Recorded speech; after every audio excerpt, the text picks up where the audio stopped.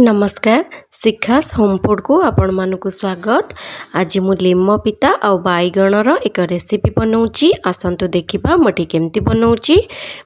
भिडियोटी आरंभ करने पूर्व जदि आपण मैंने एपर्यंत मो चैनल को सब्सक्राइब करना और आपण मानक मो भिडियो गुड़िक भल लगुच तेबे निश्चय सब्सक्राइब करूँ। पाखरे थिबा बेल आइकन को निश्चय क्लिक करूँ जहाद्वारा नुआ नुआ भिडियोर नोटिफिकेशन आपण माने पाई परिबे।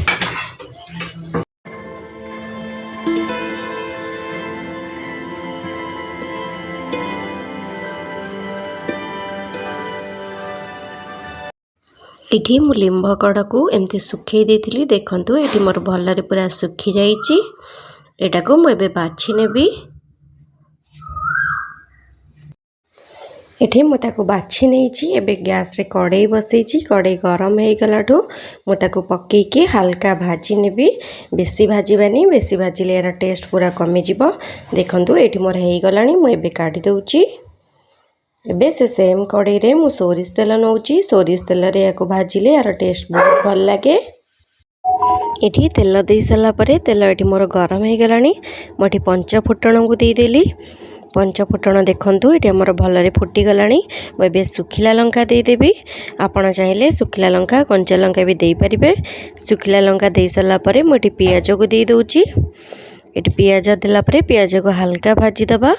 हल्का देखंतु एटी मोर हेई गलानी। मु एबे टमाटो को दे दउची। टमाटो को देकी ताको खरिकारे एमती भलरे गोळेबा जेमती को टमाटोटा भलरे सिझी जिवो आ टमाटर जो कंचा स्मेलटा सेटा पळेइबो। एटी देखंतु टमाटो मोर हल्का हल्का सिझी गलानी। मु एबे बैगण को एमती काटिकी रखितिली बैगण को दे दउची। बैगण को पकई साला परे एटी भलरे ताको गोळेइबा। आ बैगण उपरे हमें हळदी गुंड पकई दबा।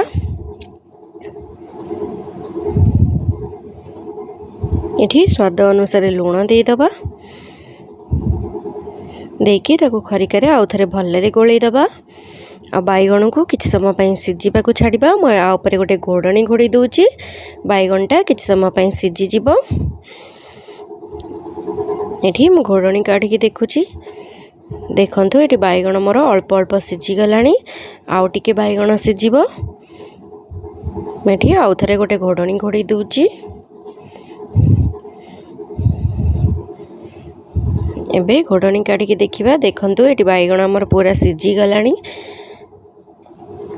एबे मु भाजी की रखितिबा पिता को दे दउची। एटी जो लिंब कढ़ मु ताको भाजी की रखितिली ताको देकी मोटी भलरे गोळेइ दउची। एठी हमर रेडी हे गला लिंब कढ़ भजा। आपण माने तो लिंब कढ़र पकुड़ी खाइथिबे, भजा खाइथिबे, बहुत सारा रेसिपी खाइथिबे, किंतु एपरी बैगण देकी और टमाटो देकी गोटे थर भाजी की देखंतु। यार टेस्ट बहुत भल लागिबो। जदि मो भिडियोटी पसंद आसे तेबे मो चैनल को लाइक करंतु, शेयर करंतु, सब्सक्राइब करंतु। Thank you.